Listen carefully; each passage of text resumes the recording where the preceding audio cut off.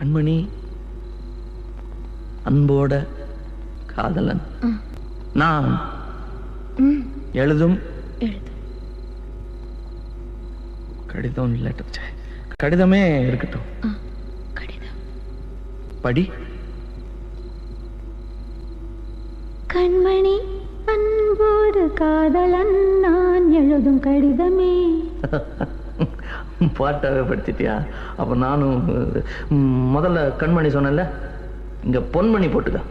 பொன்மணி, உன் வீட்டுல சௌக்கியமா? நான் இங்க சௌக்கியம். பொன்மணி, உன் வீட்டில் சௌக்கியமா? நான் இங்கு சௌக்கியமே. உன்னை நினைச்சு பார்க்கும்போது கவிதை மனசுல அருவி மாதிரி கொட்டுது. ஆனா அதை எழுதணும்னு உட்காந்தா அந்த எழுத்து தான் வார்த்தை. உன்னை எண்ணி பார்க்கையில் கவிதை கொட்டுது, அதான். அதை எழுத நினைக்கையில் வார்த்தை முட்டுது. அதேதான் பிரமாதம். கவிதை கவிதை. கண்மணி, அன்போடு காதலன் நான் எழுதும் கடிதமே. பொன்மணி, உன் வீட்டில் சௌக்கியமா?